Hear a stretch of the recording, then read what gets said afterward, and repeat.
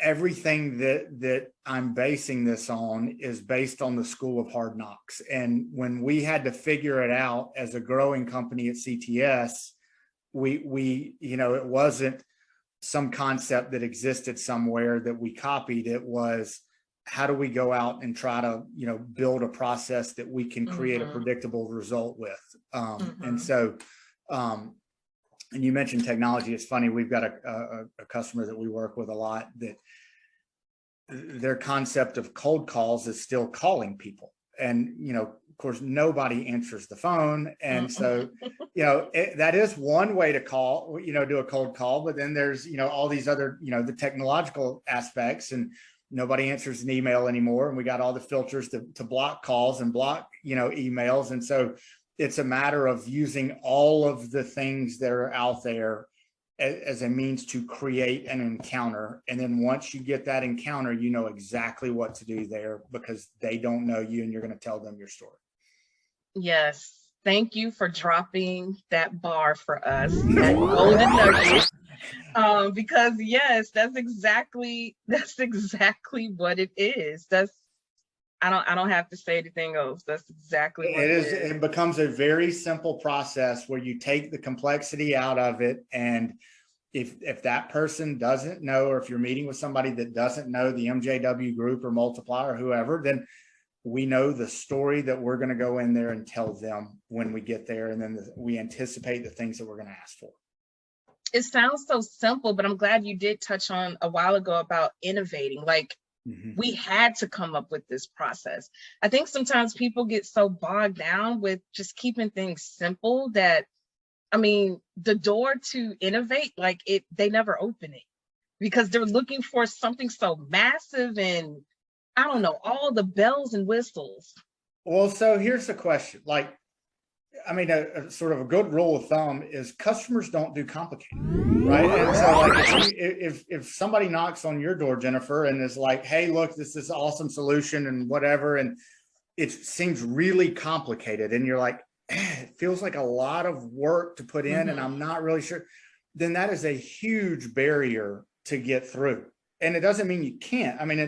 But the salesperson's job is to be simple. And then the solution can be complicated. And so, but the idea of the sales process is to articulate the simple natures of the company, and then earn the right to get to a solution that then involves the company or multiple people to define it and put it together. Yes, you're right. And I laughed a little bit because that's what happens when I'm on these implementations with some of our clients. They're like, well, the salesperson said it would be so simple and we could customize and configure. And then we start getting into the integration. It's like, I didn't think it was going to be this hard. No, yeah, that's sort of like, I am an implementer, like a technology implementer by trade, right? That is where and so, the thing that we don't do is we don't use the word easy. We can define a simple sales process, but that doesn't mean the solution is simple. Right. And that's where we can be real honest about that. And which, when we are, it creates a better prospect on the other side. Right. Welcome to the Analytical Rewired, the best place to discuss various obstacles, limitations, challenges, behaviors, and how to overcome them in business. We deep dive into the complexities of people, processes, data, and technology, PPDT, adopting our focus to be either technical or creative expressions, and how to balance the two. The Analytical Rewired is brought to you by the MJW Group, a performance improvement and leadership development boutique management consulting firm that helps companies save time and money leveraging operational excellence. Our mission is to enable your organization to be more successful by refining overarching strategies into detailed plans to be implemented, generate creative and technical solutions for your operational challenges, augment and supplement your existing teams, and help you create processes that allow you to be more efficient with the resources you have. You can learn more about the MJW Group on our website at themjwgrp.com.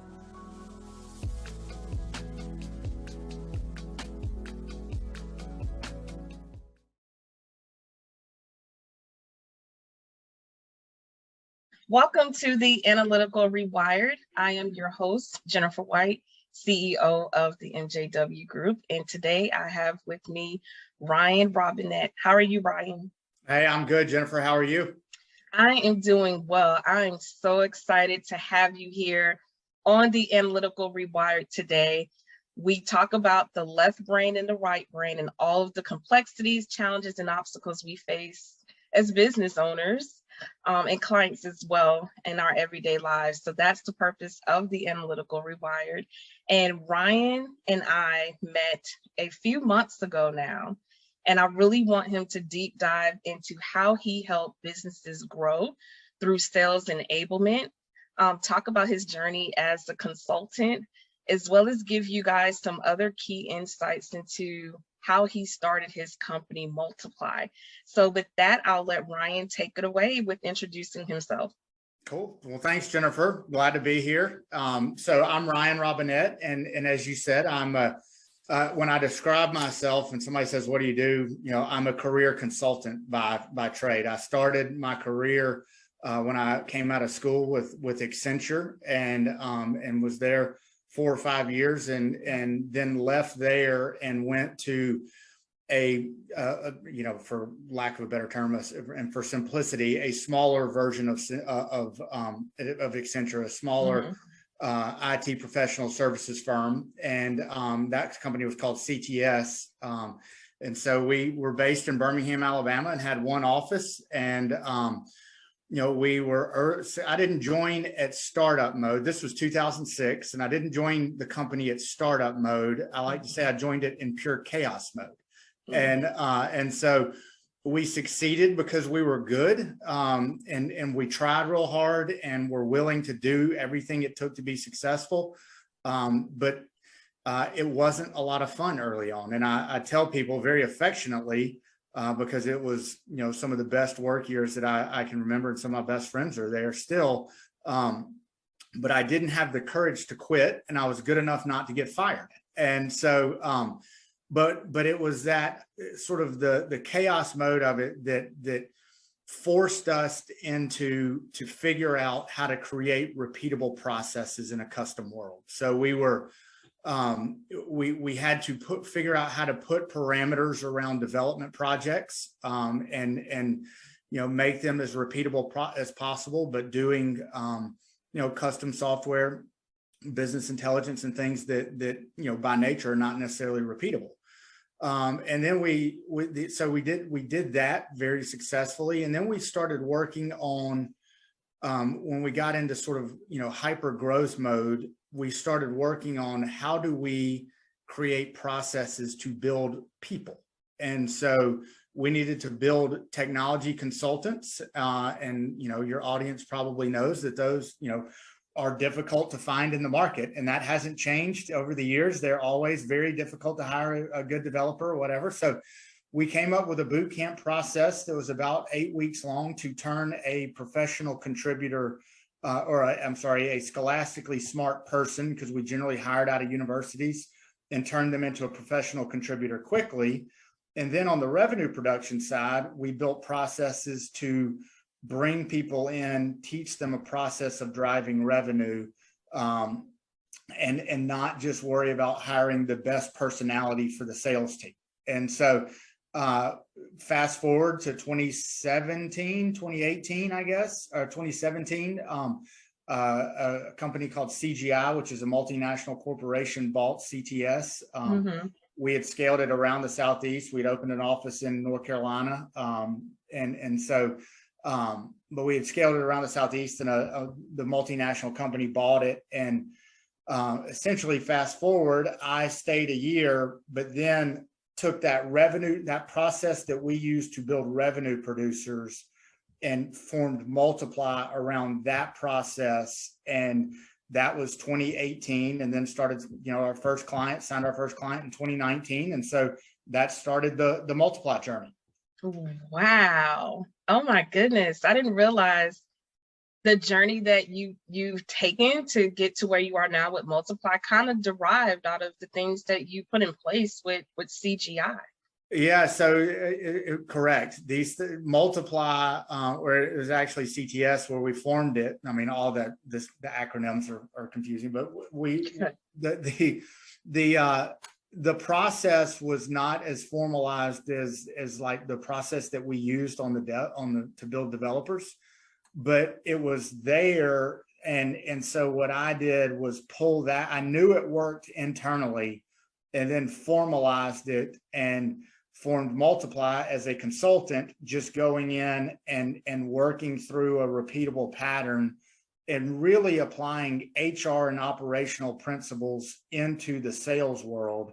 And then, 2019, 2020 sort of proved the pattern, and proved the methodology worked. And so, and then over the course of the last, couple of years, we've been building technology and growing the company as what we call a tech-enabled services firm. So we've got multiple different ways to engage with customers, that range from a pure SaaS model to, sort of services and that sort of thing. Right, right. Before we kind of deep dive Sure. too much into Multiply, I just wanted to recap how you and I actually ended up connecting, because it's very important to what Ryan does and how he helped companies generate that revenue.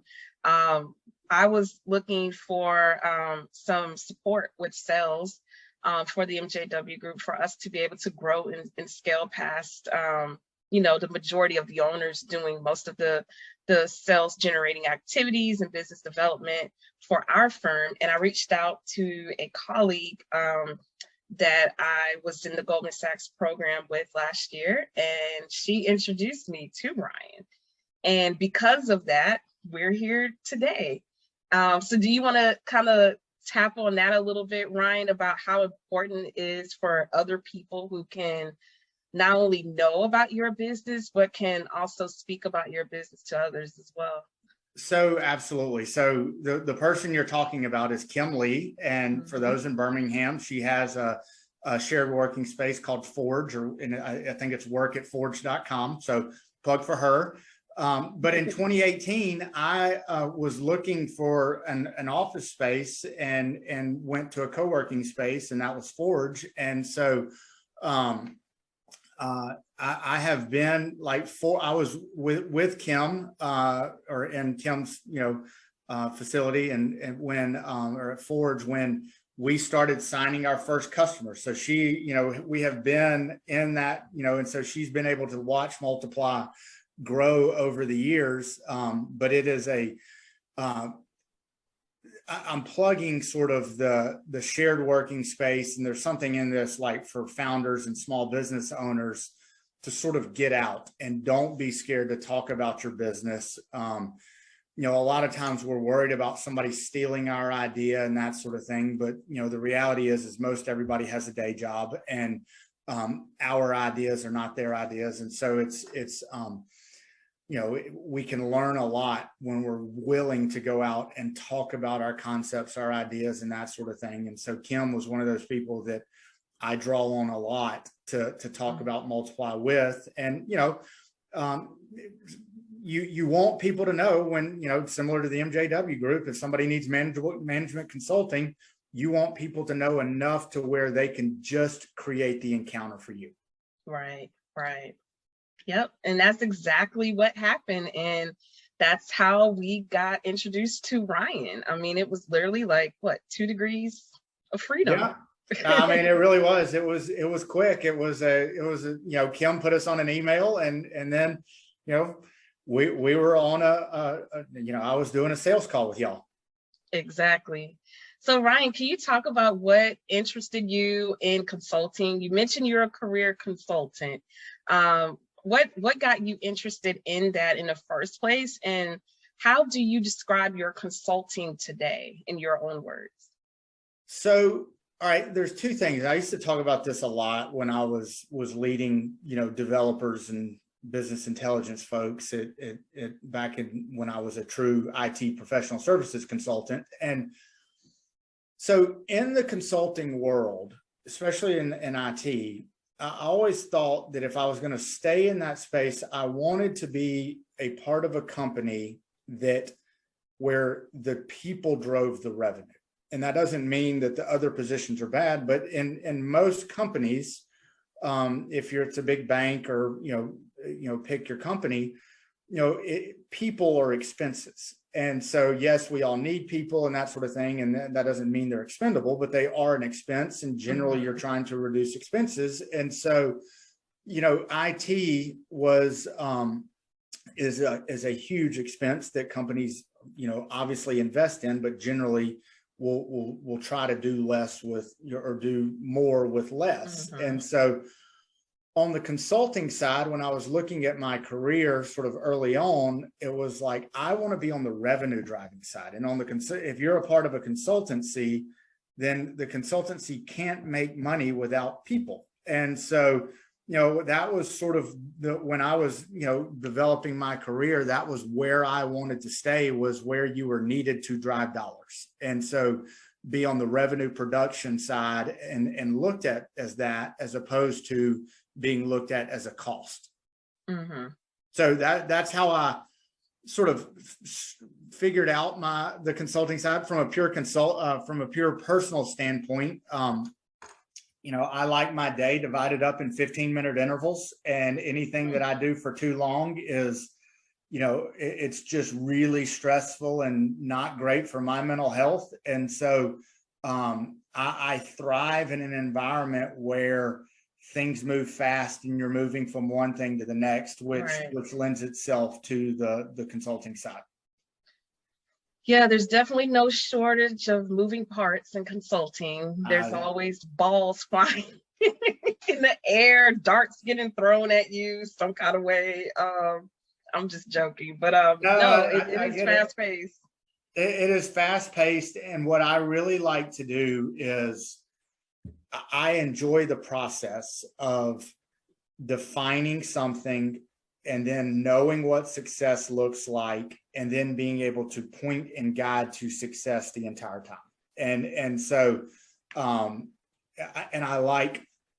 love the thrill of starting something, and I love the when done right, the very anticlimactic ending where it's just, we shake hands, we're friends, and we move on, right? As opposed to the big, the climactic ending usually is a result of some really challenging things in the middle. And so I love the beginning and the end of the entire process.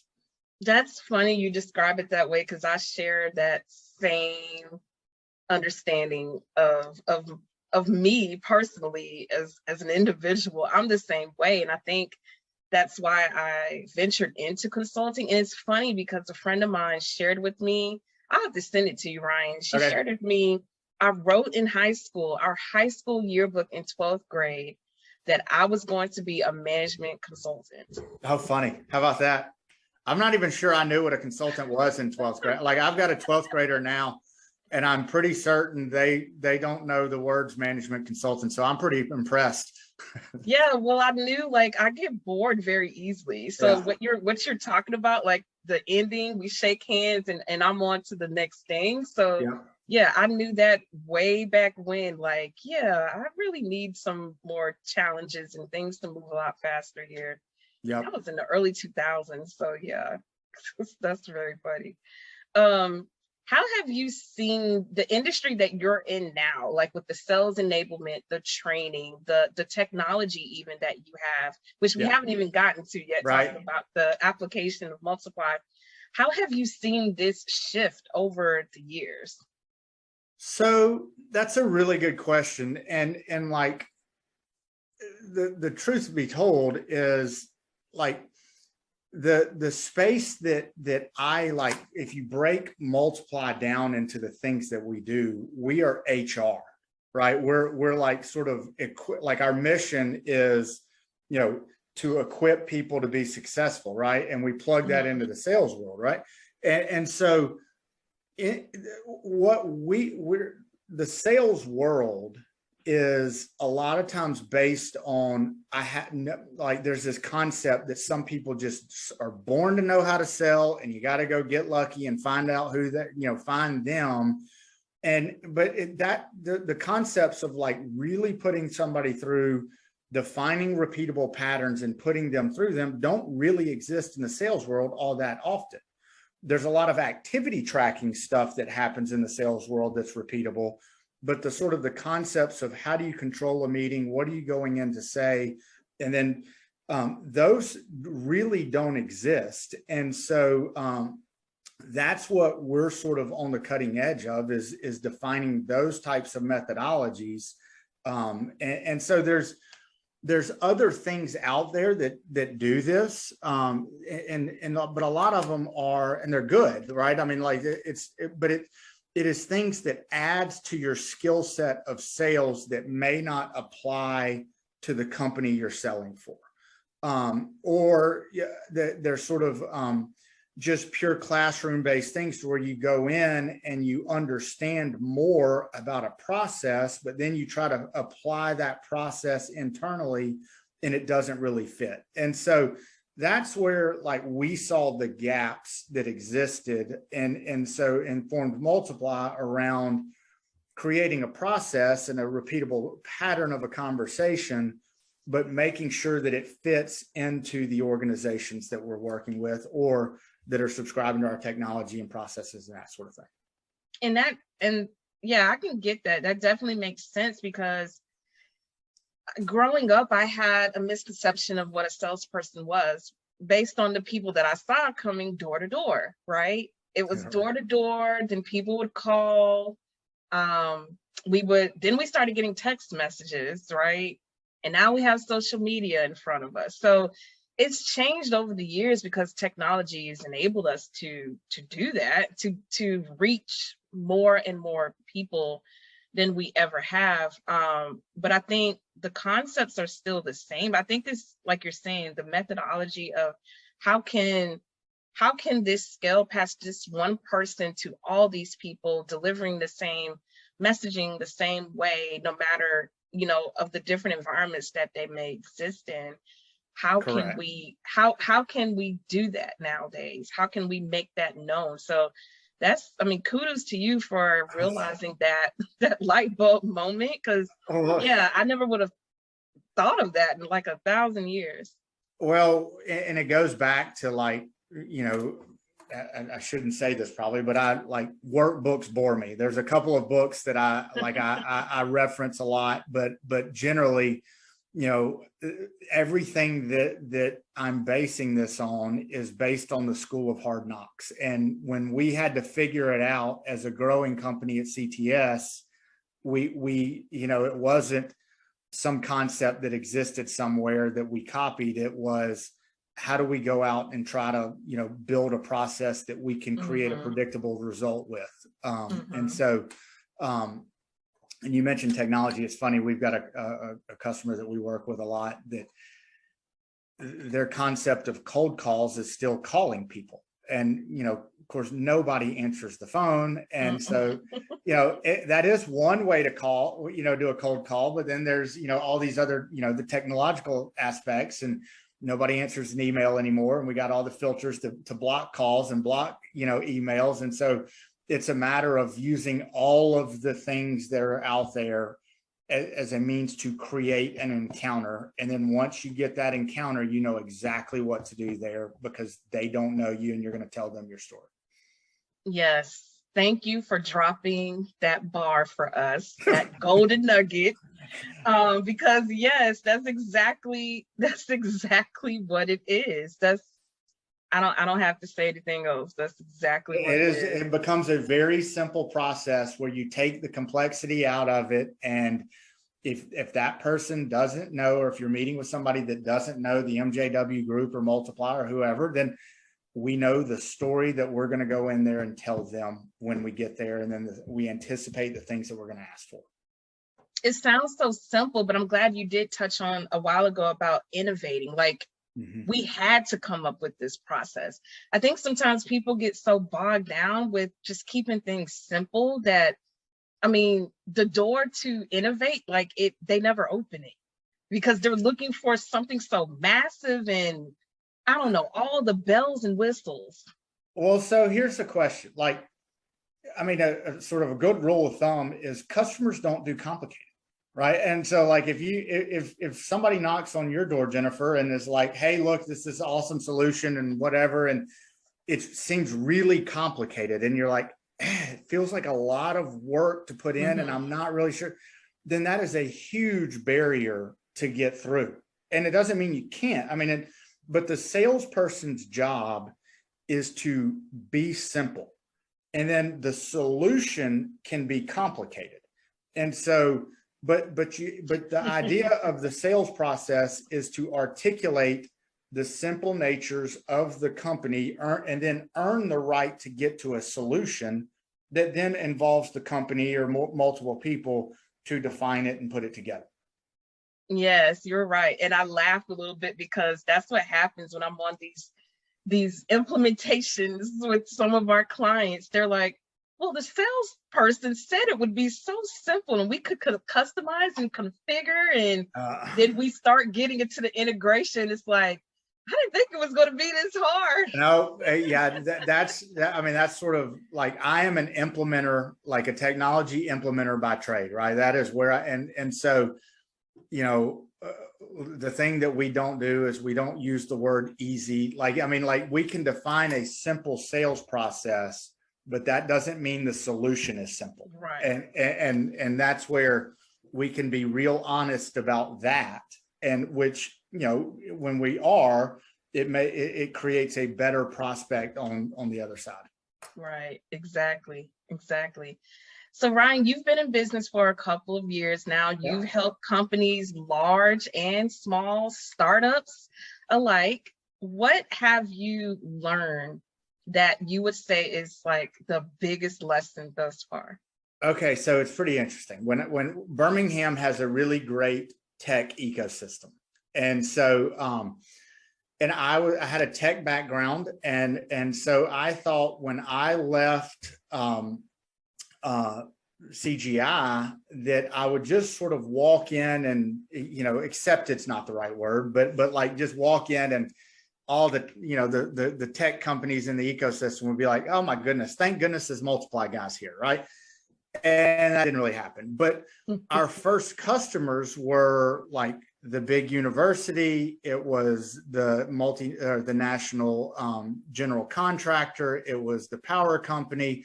There was like and there was a bank that is sort of a large regional bank. So all of those fit into this enterprise type bucket. And the aha moment for me was, I knew like CTS, or my skill set was based on going in and sort of we called on large companies. That's where we delivered. And so that I knew and understood how to transact with enterprise level companies. And so what we had to learn was, how do we work back down market to figure out how to increase our capabilities, not to just interact and transact with the larger companies, but also work back down into the smaller companies in the ecosystem. And, you know, large companies have the problem. They view it as training, and then they have the dollars to, you know, solve the problem. And so that was sort of the dumb aha moment. Like, I mean, of course. And so that was where our early traction was. That then allowed us to build processes and technology and things to be able to better serve smaller companies at you know, different dollar figures. Yeah, you're right. It's again, it goes back to the simplicity, right? Not making it more than what it needs to be. I think all customers want something that's simple, a process that they can follow, they can understand, and can be implemented in, you know, less time than they thought it would be, right? Right. So I think they all appreciate that same sentiment. What we found interesting, and like we've worked with pre-revenue startups and seen companies make their first dollar, which is a ton of fun. Like that is like really fun. And then we've worked with enterprise companies, and literally the pattern of the conversation is the exact same for the pre-revenue startup or the company that is selling a very complex, energy solution. And so that's what's been exciting for us, that sort of helps us see the prospects of truly scaling this into something much bigger. Okay, good. What are some different methods you've used with the large, small, and startup companies to help them grow past, where they were when you came to them? I mean, you've seen it, right? I mean, when we started, it was sort of this very heavy consulting type engagement. And so then over the years, we started sort of seeing the same things that we did over time. And so once we saw that pattern, we built technology around the methodology because we knew it was working manually. And so that allowed us to engage with companies on just a pure SaaS model. They could hit the app.ask multiply website, sign up, and be going in 5 minutes. But there's challenges there because the methodology that we use, it's got to be thought through and that sort of thing. And so we still, even when we had the application, we were delivering through it for the better part of a year. And then and so companies were subscribing through the application. We were, delivering our framework through the application. Well, now what we've done is modularize the offering such that, there's a messaging. So if you're going to define your message, here's the how-to guides, the templates, the pitch deck template, and then the sort of the dissection and explanation of how to go about building a customer message, not necessarily the investor message that a lot of the startups are taught these days. And so that process applies from big to small. And then there's how do you onboard somebody? I think I just sent that module to y'all today. And so then there's the the management module, which is the CRM tools, Salesforce, HubSpot, pick your flavor. Those are really good at tracking the activity that happens on within sales. Well, the challenge with that type of sales management is it's good, but the challenge is it's relatively incomplete. And the assumption is that the salesperson knows what to say, when to say, and how to say it when they generate a new contact or have a meeting or whatever. And so what we are building out is the capabilities for a sales manager to turn quantity into quality. And so, being very intentional about each encounter. And then there's the proposal stage, which is when you get something, and this goes back to my consulting days, when there is an opportunity to be had, being very consistent about how you propose on it, which starts a well-written proposal, becomes the makings of a contract, which then sets up a good delivery. And so we've broken up our process into those buckets. And so then we can transact across the whole framework or sell those individual modules. Right. Yeah, and we are living it as we speak. We are utilizing the platform. We're utilizing the modules. We're utilizing what we've learned. And your documentation is on par, Ryan, I must say. Well, good. I appreciate you saying that. It's easy to understand. It has a very, very good flow. So it's funny. I feel like I'm literally just downloading my brain like that. And so that's what it's trying to make it as if I'm not in the room, that somebody can understand how to, go about thinking about the things that and then applying their own creativity to it, but thinking about the concepts in the way that we do here at Multiply. Right. Okay, good. What would you say are one or two things you've had to totally rewire, right, about Multiply, becoming a business owner, going out there on your own, when you started looking at rewiring your mindset? All right, so What stands that's out, Ryan? complicated. So here's the thing. I am a like fairly confident guy. Like I like when I go into a room when I'm doing this, like I've I'm comfortable talking to people and sort of like delivering. Like I feel like I can set things up and we can deliver them, right? But as a business owner and as a founder, like the whole process preys on every single insecurity that you've got. And I have insecurities that I didn't know I had that just sort of creep up, and I either have to deal with them or find somebody that can help me deal with them. And so, and it's every single day that we do something new, something different. And it is, and so that level of like sort of the getting comfortable, being uncomfortable is a constant challenge for me. And I think that it's probably most founders that all of us go through that, and if Multiply has 50 people, I've never been the owner of a business that has 50 people. And so then you're always doing something new. And that creates a level of insecurity that you just have to deal with on a daily basis. And that requires rewiring every day. Yes, don't remind me of it. I mean, from hiring, benefit options, entering new markets we haven't been in before, getting in front of this client that we really want to work in. I mean, you're right. It does bring all of those insecurities out.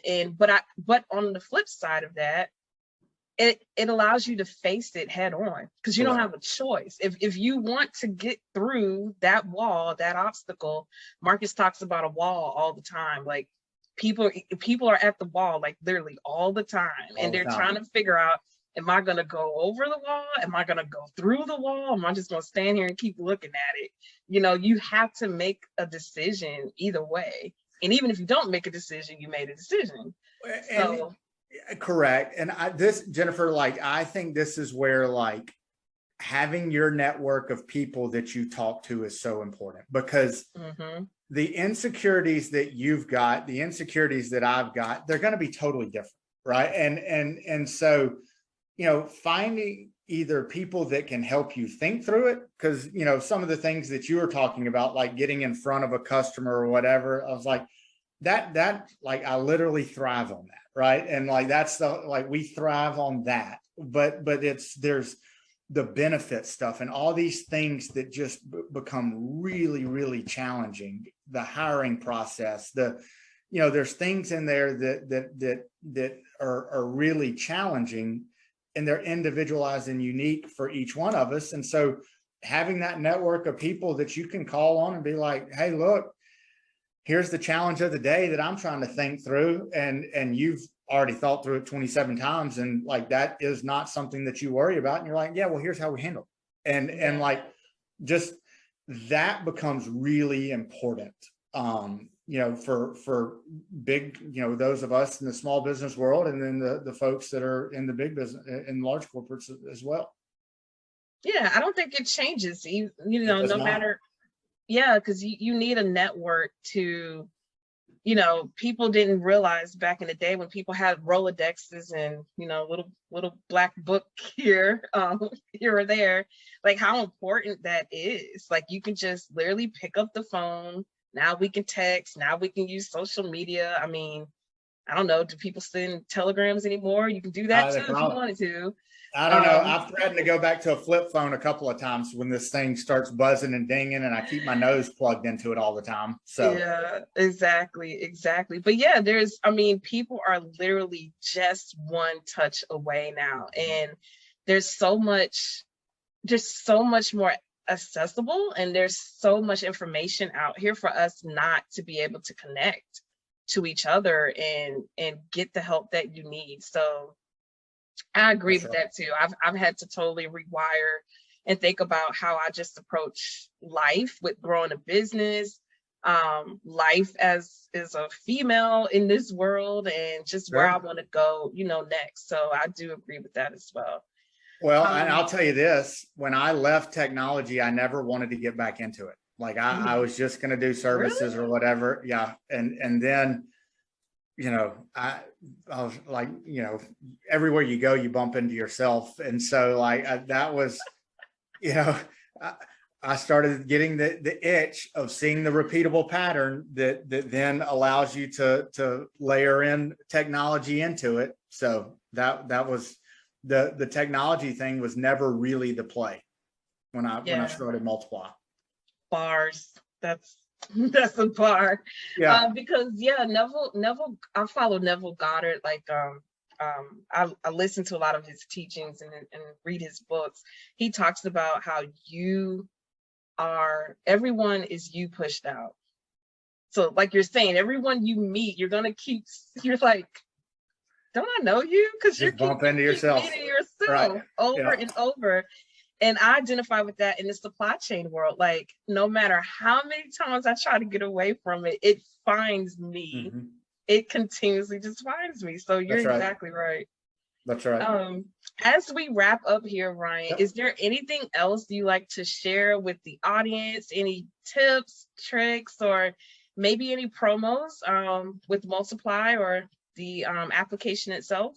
Yeah, no, I mean, check us out. We're going through a website redesign, so we're sort of redoing our website, and we'll be sort of going to this modular approach that I talked about a little bit. But we're at askmultiply.com, and so would love would love to talk with anybody, and then but I will plug you guys. Like you and y'all have been fantastic to work with. You and Marcus are a great story, and I love what y'all are doing and sort of the capabilities that you're building and the consistencies that you're approaching the market with. Awesome. Yeah, we enjoyed working with you as well. And our new team, they talk about you all the time. Like they're practicing. It's awesome. We're gonna do some more practicing in person tomorrow. So we're Good. looking forward to that as well. But Good. yeah, they're very excited. We do have a sales call coming up tomorrow and Wednesday. So we will be utilizing the Multiply methodology. So the question is do they know who the MJW Group is?